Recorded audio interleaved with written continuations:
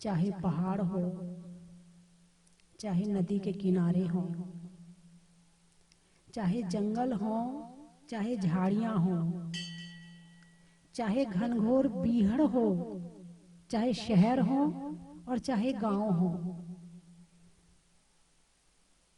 पूरे भारत का कोना कोना जैन संस्कृति का इतिहास बोलता है।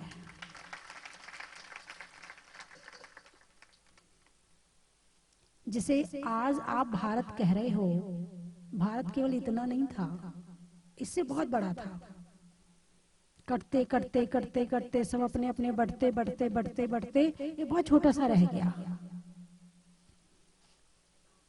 पहाड़ों में प्रतिमाएं, गोपाचल आप देख ही रहे हो, अजंता एलोरा गुजरात में है ना, महाराष्ट्र में है, महाराष्ट्र में है अजंता एलोरा, वहां प्रतिमाएं हैं।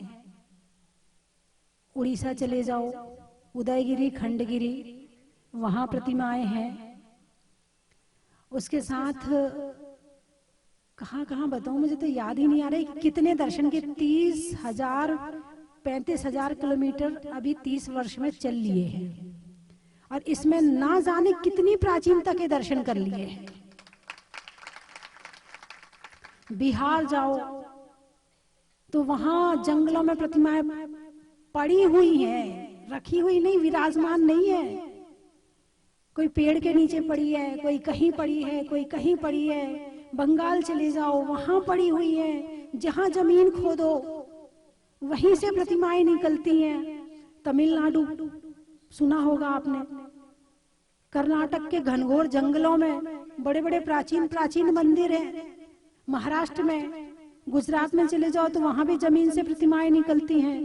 राजस्थान में जहां देखो वहां प्रतिमाएं निकल रही हैं जमीन से, चाहे पदमपुरा हो, चाहे तिजारा हो, चाहे महावीर जी हो और चाहे जहाजपुर हो। ये तो केवल फेमस हो गए इसलिए पता है, वहां हर गांव गांव में प्रतिमाएं निकलती हैं जमीन से। ना जाने हमारे बुजुर्गों ने, हमारे पुराने लोगों ने कितनी प्रतिमाएं बनाई, कितनी प्रतिमाएं बनाई कि अभी भी जमीन से निकले जा रही है, निकले जा रही है, निकले जा रही है। जैन समाज सृजन करना जानता है, विध्वंस करना नहीं जानता है। जैन समाज निर्माण करना जानता है, मिटाना नहीं जानता है। बहुत से ऐसे राजाओं का शासन आया जो बनाना नहीं, बिगाड़ना जानते थे। लेकिन जैन संस्कृति के लिए तुम कितना मिटाओगे, हम उससे ज्यादा बनाएंगे।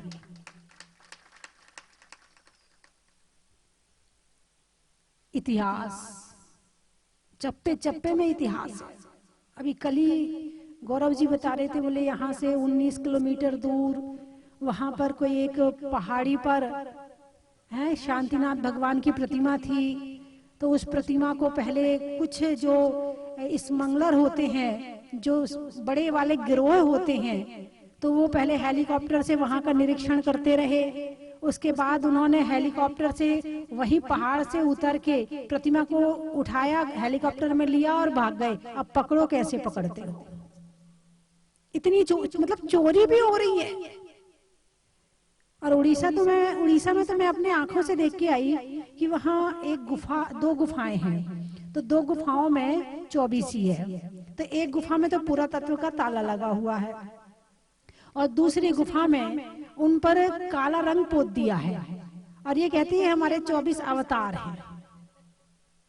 और पार्श्वनाथ भगवान की प्रतिमा खड्गासन है, तो उनको नीचे से कपड़ा पहना दिए, बोले शिव जी हैं। और 2 एक तरफ 2 देवियां बैठी, शासन देवियां हैं दोनों तरफ। तो एक को वो दुर्गा बताते हैं और एक को वो, मुझे याद नहीं, एक को कुछ और बताते हैं। ऐसे मैंने जाके देखा, मैंने कहा देखूं तो सही। और इतनी भीड़, इतनी भीड़, इतनी भीड़ कि जितने लोग वहां जगन्नाथपुरी जाते हैं वो सारे उनके दर्शन करके आते, किसी रूप में करें लेकिन करते हैं। भले रूप बदल के दर्शन करते हो, लेकिन वहां जाते हैं और 24 घंटे वहां धोख लगाई जाती है और 24 घंटे लोग वहां भगवान की पूजा करते हैं, और रूप अलग हो गया है। और जिस पुरातत्व में ताला लगा था जिस गुफा में, वहां कोई जाने वाला नहीं, वहां कचरा पड़ा है। तब मुझे एक वहां व्यक्ति मिले, बोले पुरातत्व विभाग ने ताला लगा रखा। हमने कहा उस साइड में भी तो पूजा पाठ चल रहा है, वहां क्यों नहीं ताला लगा है, वहां क्यों? तो जैन संस्कृति इस समय जो है वो बनियों के हाथ में आ गई है। किसके हाथ में आ गई है? बनियों के हाथ में। एक होते क्षत्रिय, जो क्षत्रिय होते हैं वो राज्य की रक्षा करते हैं, देश की रक्षा करते हैं, धर्म की रक्षा करते हैं, वो क्षत्रिय कहलाते हैं। जिनके हाथ में शस्त्र होता है वो क्षत्रिय कहलाते हैं। एक होते हैं ब्राह्मण, जिनका काम पूजा पाठ भक्ति करना कराना, बस वो यही करवाते। और एक होते हैं बनिया, जो कमाते हैं, खाते हैं और आराम से रहते हैं, कोई आफत मोल नहीं लेते हैं। जो होना हो सो हो जाए, जिसको जो ले जाना हो तो हम और कमा लेंगे, हमारे पास तो कमाने का हुनर है ना, हम और कमा लेंगे, ले गया ले जाने दो। वो ले जाने वालों की चिंता नहीं करते हैं, उनके अंदर रक्षा का भाव भी कम होता है। वो तो केवल खाने पीने और अच्छे से रहने में विश्वास करते हैं।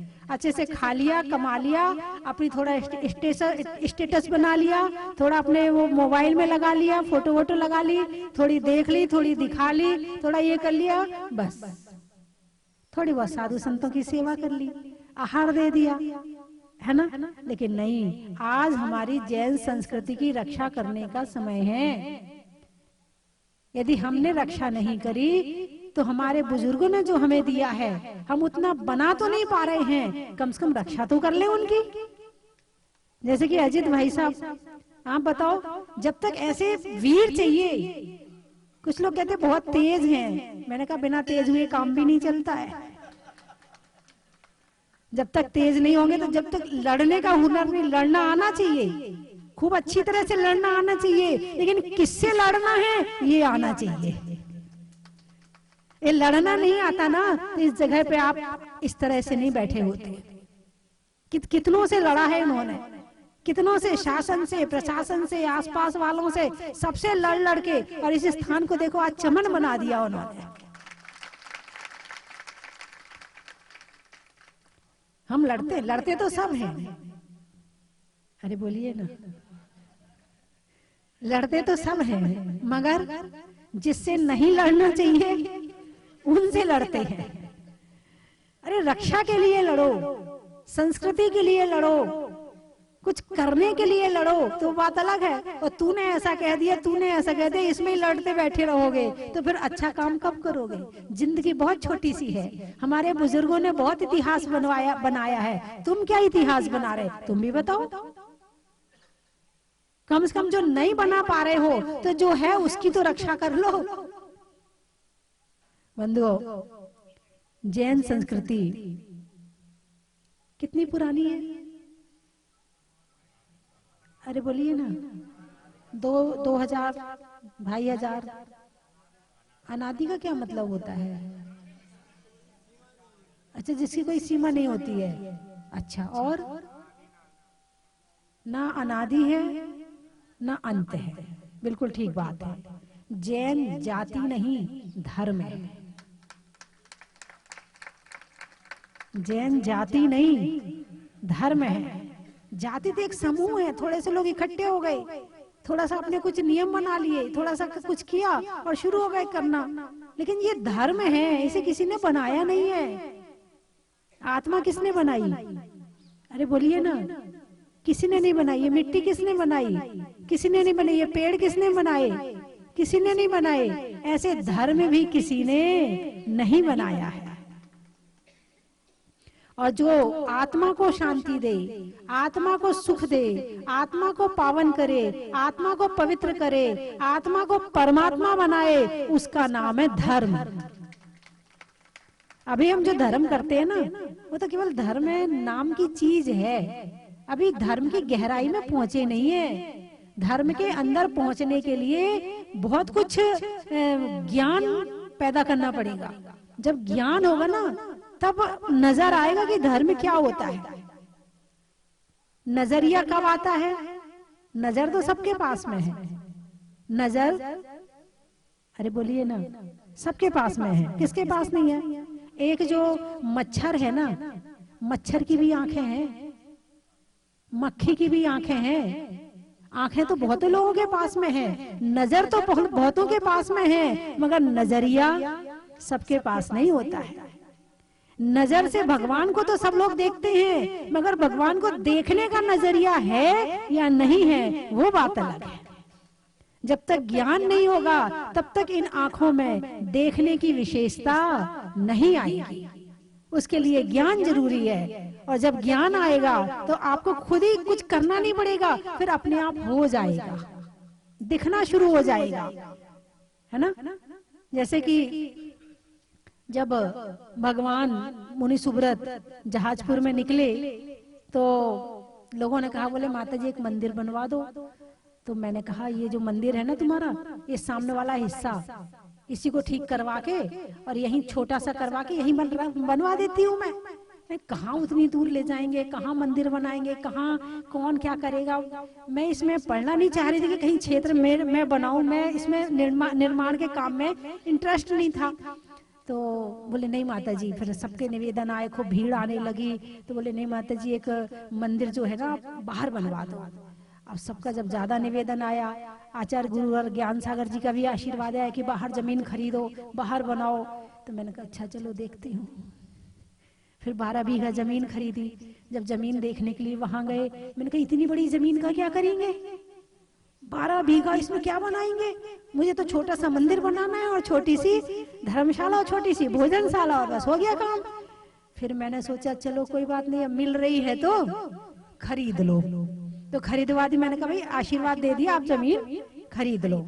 जमीन खरीद लिए। अब इंजीनियर साहब आए मेरे पास, आर्किटेक्ट आए, उन्होंने मुझे नक्शा दिखाया। अब मैंने कभी निर्माण की इंटरेस्ट ही नहीं था मेरा तो कुछ करने का। तो बोले माता जी ये जो हॉल है कितने फीट का रख ले? तो मैंने कहा वो आप बताओ कितने फीट का रखना है? तो बोले 12 फीट का रख ले। अब वो हॉल भी काफी बड़ा था, अब मुझे तो आइडिया था ही नहीं, क्योंकि किसी मंदिर में कभी भी जाती थी ना तो मुझे हाइट दिखती थी, ना पत्थर दिखता था, ना वहां की बेदी दिखती थी, केवल भगवान दिखते थे और कुछ नहीं दिखता था मुझे।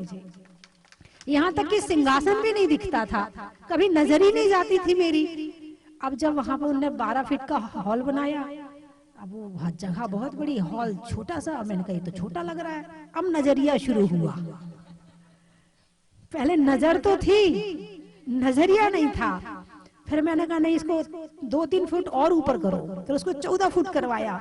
फिर ऊपर वाला हॉल बना, मैंने कहा इसको 20 करो। क्या कैसे किया? नजरिया। जब तक नजरिया ना हो तो सामने चीज पड़ी हो तो दिखता भी नहीं है। तुम कितना अच्छा बना लेना, तुम कितना काम कर लेना, यदि किसी के पास देखने का नजरिया नहीं है तो वो आपकी तारीफ करने वाला नहीं है। तुम सोचोगे कि कैसा व्यक्ति है, इतना अच्छा मैंने काम किया और ये तारीफ ही नहीं कर रहा है। ऐसा हो सकता कि नहीं हो सकता? आपके मन में विचार आएगा कि नहीं आएगा कि हम तो इतनी मेहनत करते हैं और ये तो कभी 2 शब्द भी हमारे लिए बोलते नहीं है। उनकी गलती नहीं है, उन्हें तुम्हारे काम देखने का नजरिया नहीं है और तुम उनसे व्यर्थ में नाराज हुए जा रहे हो। इंसान जब तक खुद काम नहीं करता है ना तब तक नजरिया पैदा नहीं होता है। बहुत कम लोग होते हैं ऐसे कि काम ना करें और नजरिया आ जाए, बहुत कम लोग होते हैं। तो बंधुओं, इस प्राचीन संस्कृति को देख करके हमारे बुजुर्गों का, हमारे पुराने आचार्यों का, हमारे पुराने दान दातारों का नजरिया देखा जा रहा है कि उनका नजरिया क्या था कि ऐसे पहाड़ में ऐसी बड़ी बड़ी प्रतिमाएं बनाते, ऐसे बड़े बड़े पहाड़ में। आज जितने भी बहुत सारे और नॉन जैन के जो मंदिर हैं, आप कहीं चले जाओ, जैन मंदिरों को का थोड़ा इतिहास यहाँ वहां करके, प्रतिमाओं को यहाँ वहां करके वो उन्होंने अपना बिठा दिया। अभी जयपुर में चले जाओ, जयपुर का मंदिर में देख के आई, आमेर में एक जैन मंदिर देख के आई हूँ। तो वहां पर पूरे वेदी स्ट्रक्चर जो हर जाति वालों का अलग होता है, धर्म वालों का अलग अलग बनाने का तरीका होता है। बिल्कुल जैन वेदी सारा कुछ, बिल्कुल ऊपर जो शिखर है, शिखर के चारों तरफ जैन प्रतिमाएं, और अंदर देखा तो प्रतिमाएं। मैं सुबह सुबह बिहार कर रही थी, 6 बजे चली गई, मैंने कहा चलो मैं देखने जाती हूँ। उस समय वहां कोई भी नहीं थी, देखूं तो सही कि जैन मंदिर देख के तो हमारे बुजुर्गों ने क्या मंदिर, क्या शिखर, क्या कलाकृति, क्या मेहनत करी है। यहाँ तो एक मंदिर बनाते हैं तो पसीना आ जाता है। बंधुओं, जैन प्रतिमाओं की रक्षा करना, पुरातत्व की रक्षा करना एक बहुत बड़ी जिम्मेवारी है आपके ऊपर। और आप, मैंने अभी एक दिन और कहा था, चलो आप कर रहे हैं, अभी आपकी उम्र कितनी है, आप कितने हैं मंदिर जाने वाले? आज की डेट में प्रतिदिन मंदिर जाने वाले जैनियों की संख्या कितनी है? आप अपने बच्चों से देखें कि तुम्हारे बच्चे कितने मंदिर जाते हैं। कौन पूना जा रहा है, कौन बेंगलोर जा रहा है, कौन कहाँ जा रहा है? क्या वो मंदिर जा रहे हैं? नहीं। जो मंदिर नहीं जा रहा वो मंदिर से अटैच नहीं है, और जो अटैच नहीं वो रक्षा भी नहीं करेगा। एक ही तो, पहली बात तो एक ही जन्म दे रहे हो आप, एक से दूसरा नहीं हो रहा है घर में। अब वो ना तुम्हारे काम का है, ना धर्म के काम का है, ना साधुओं की सेवा करेगा, ना धर्म की रक्षा करेगा, ना परिवार चला रहा है, ना कुछ कर रहा है। वो एक है, वो कुछ भी नहीं कर रहा है, वो केवल खा रहा पी रहा और अपने सो रहा और अपनी कंपनी के 18 घंटे काम कर रहा है, बस। इसके सिवा उसकी जिंदगी में कुछ नहीं है। कम से कम घर में 4 होते थे तो एक विहार करवाता था, एक चौका लगाता था, एक पूजा करता था, एक घर वालों के लिए दुकान जाता था। 4 होते थे तो कम से कम 4 धर्म भी कर लेते थे, साधु रक्षा, धर्म रक्षा, परिवार रक्षा, धन कमाना, सारे काम हो जाते थे। और अब वो होता ही एक है, ना वो तुम्हारे काम का, ना वो किसी के काम का, क्योंकि वो लाड़ में इतना हो जाता है, इतना लड़िया जाता है, इतना लड़िया जाता है, इतना बिगड़ जाता है कि वो तुम्हें ही कुछ नहीं समझता है। पहले 12 भी होते थे तो वो सब एक के एक क्वालिटी वाले निकलते थे और डरते थे माता पिता से। और अब वो एक होता सिर पे चढ़ा रहता है, दिन भर तुम्हारे बाल खींचता है, तुम्हारी नाक पकड़ता है, तुम्हारी चोटी खींचता है।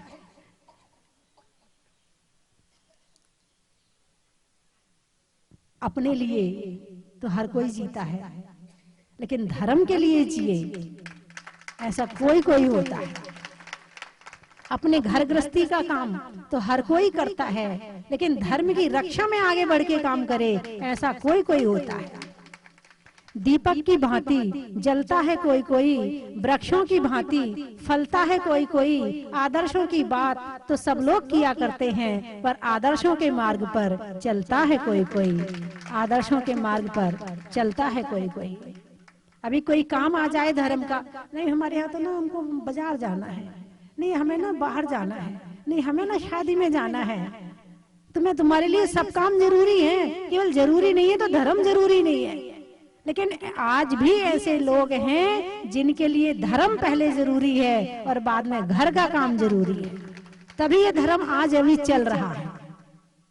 यदि ऐसे लोग ना हो तो ऐसी महावीर जयंती न मनाई जाए, यदि ऐसे लोग ना हो तो चतुर्मास ना हो, यदि ऐसे लोग ना हो तो युवा सम्मेलन ना हो, ऐसे लोग ना हो तो जैन मिलन का कार्यक्रम ना हो। ऐसे लोग अभी भी हैं। जब तक ऐसे लोग रहेंगे तब तक धर्म आगे चलता रहेगा। बस इसका श्रेय कौन ले रहा है, इसका फल कौन ले रहा है, ये कार्य कौन कर रहा है, ऐसे लोग होते तो कम हैं। हीरा मोती कम ही होते हैं। हाँ जी अजीत जी, संसार में हीरा मोती कितने हैं और कंकड़ पत्थर कितने हैं? तो हीरा मोती कम होते ही कम है, तो सब लोग हीरा मोती बन भी नहीं पाएंगे। तो कोई बात नहीं है, कम से कम आपकी अनुमोदना, आपकी उपस्थिति, आपका थोड़ा थोड़ा सहयोग यदि इसी तरह से चलता रहे तो भी बहुत बड़ी बात है। कम से कम ज्यादा नहीं कर पा रहे हो तो थोड़ा थोड़ा भी करते रहो, जो कर रहा है उसका सहयोग करते रहोगे तो भी तुम्हारा अनुमोदना का काम तो चलता ही रहेगा। बंधुओं, पहाड़ के पास आते ही एक बहुत अच्छी फीलिंग आती है, आपने महसूस किया कि नहीं किया है?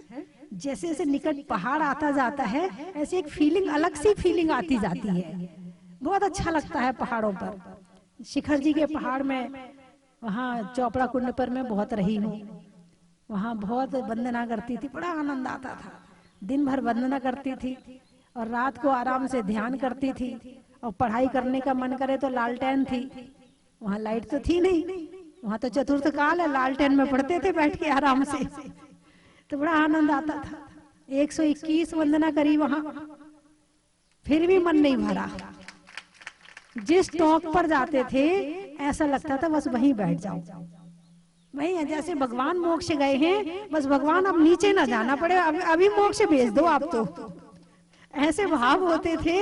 यदि पार्श्वनाथ की टॉप पर बैठ गए गुफा में तो बस वहीं बैठे रहते थे आराम से, फिर कहते थे नहीं चलो नीचे चलने का टाइम हो गया, तो आना पड़ता था, ऊपर जाना नहीं पड़ता था, ऊपर तो अपने आप ही कदम बढ़ जाते थे, और जब पहाड़ से नीचे आते थे तो कदम पीछे की तरफ जाते थे, ऐसा लगता था क्यों जाना पड़ रहा है नीचे। जैसे भगवान शिखर जी से मोक्ष गए हैं, बस भगवान इसी समय हो जाए मोक्ष, ज्यादा आगे भावों को धारण करने की जरूरत ना पड़े, लेकिन जब जितना है उतना तो रहना पड़ेगा। तो बड़ा आनंद आता था पहाड़ों पर। और ऐसे ही यहाँ पर आप ऊपर जाते होंगे, बड़ा अच्छा लगता होगा, आते होंगे ना आप लोग? कितने दिन में एक बार आते हैं? सप्ताह में एक बार आने वाले कितने लोग हैं? अच्छा, महीने में एक बार आने वाले कितने लोग हैं? अच्छा, और रोज आने वाले कितने लोग हैं? अरे वाह, यहाँ तो रोज आने वालों की संख्या ज्यादा है, बहुत बढ़िया, बहुत अच्छा। आप तो यहीं रहते हैं, आप तो यहीं रहते हैं, आप जंगल में जाते हो, अकेले जाते हो? नहीं, आप एक टीम बनाओ, मैंने कहा।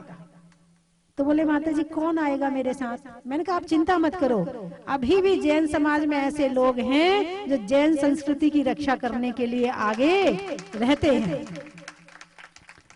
तो जिनकी भावना है कि पुरातत्व की रक्षा करना है, वो इनके साथ एक टीम बना लेना, एक ग्रुप बना लेना, पुरातत्व ग्रुप करके कोई भी अपना नाम दे देना और ग्रुप बना करके, और फिर आप उसमें काम करो, तो आप भी रहेंगे और औरों को भी सेवा का मौका मिलेगा।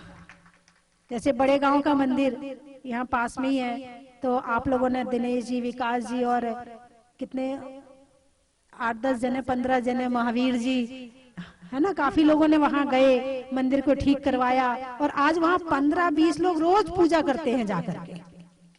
तो ऐसे पुरानी मंदिरों को भी आप देखो, तो उससे क्या होगा कि जैन मंदिरों की रक्षा भी होगी और जैन संस्कृति की रक्षा होगी, और आपको धर्म करने का सौभाग्य मिलेगा। तो ग्वालियर के आसपास बहुत मंदिर है, बहुत मंदिर है। अब तो नए मंदिर, मैं तो ये कहती हूँ जो प्राचीन मंदिर है ना, जो आसपास के गांव के मंदिर, वहां के जब नया मंदिर बनाते ना, तो प्राचीन प्रतिमा उसमें लाके विराजमान करो, नई प्रतिमा की जगह, क्योंकि प्राचीन प्रतिमाओं में अतिशय भी है। इतने दिनों से उनकी पूजा हो रही है, आरती हो रही है, जाप माला हो रही है, वहां पर देवता पूजा करते हैं उन प्रतिमाओं की, और उन प्रतिमाओं के यदि अपने मंदिरों में लाओगे तो उसकी रक्षा भी होगी और तुम्हारे साथ अतिशय भी होगा। बंधुओं, आपके चेहरे से लग नहीं रहा कि आप बिहार करके आए हो। हाँ, नहीं तो कोई 7 किलोमीटर यदि कभी आपकी गाड़ी खराब हो जाए और 7 किलोमीटर चलना पड़े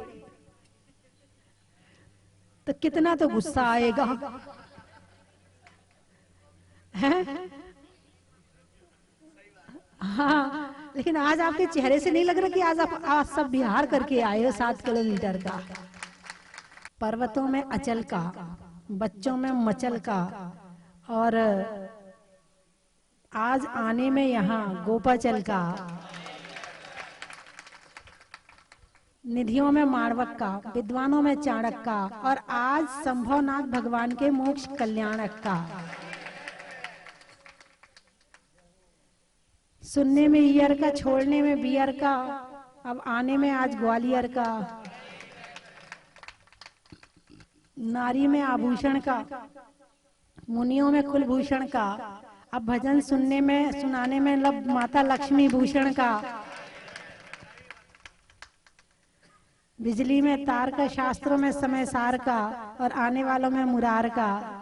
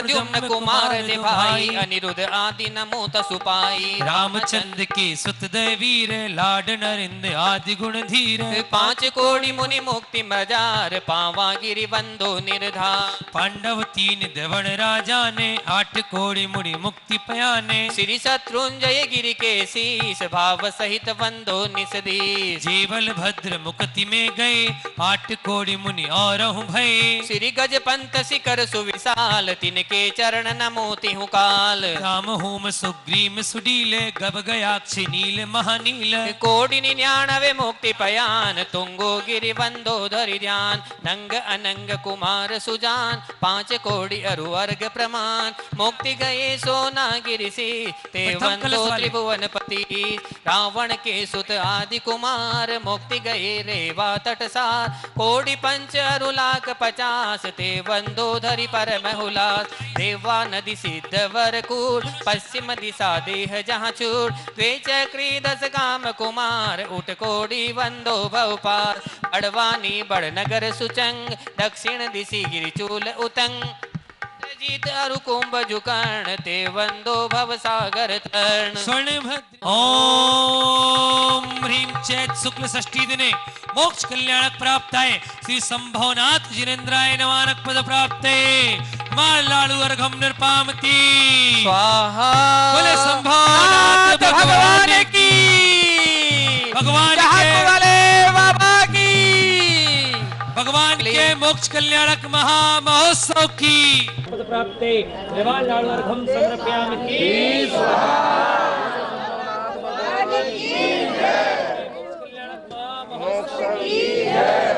भगवान की गण्यारिका स्वस्ति भूषण माता जी की बहुत बहुत धन्यवाद गणेश जी का, जिन्होंने ऐसा चैत्यालय बनवाया, ऐसा चैत्य बनवाया जो आगे तक जाके हमारी पुण्य की प्रभावना करता रहेगा। बहुत बहुत नमस्ते।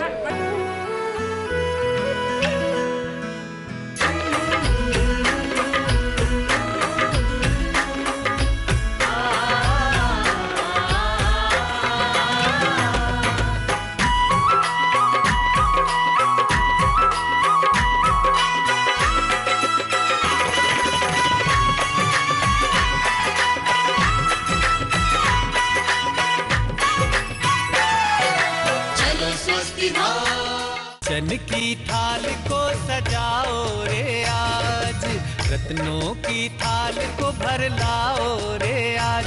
आओ आओ करे रे गुणगान, आरती भगवन की। आओ आओ करे गुणगान, आरती भगवन की। आओ आओ करे रे गुणगान, आरती भगवन की।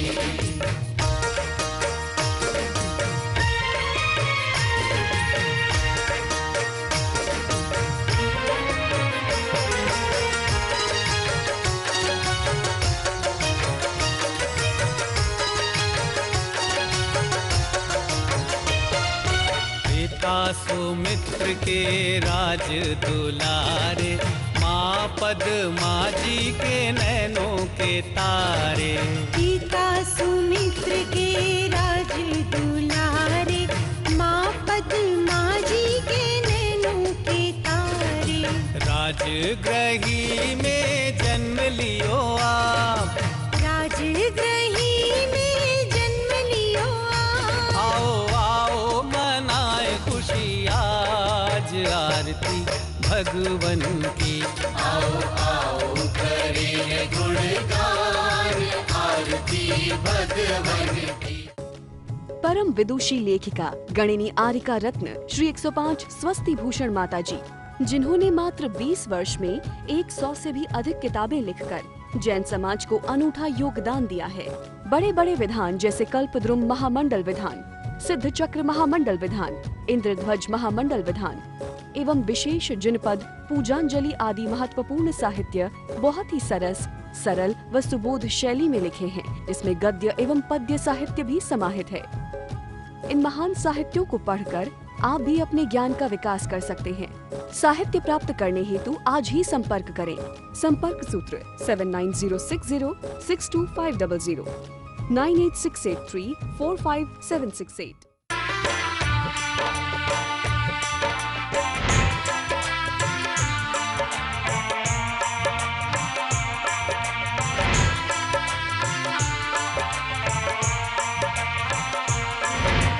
चलो रे चलो रे चलो चलो रे चलो रे चलो चलो जहाजपुर।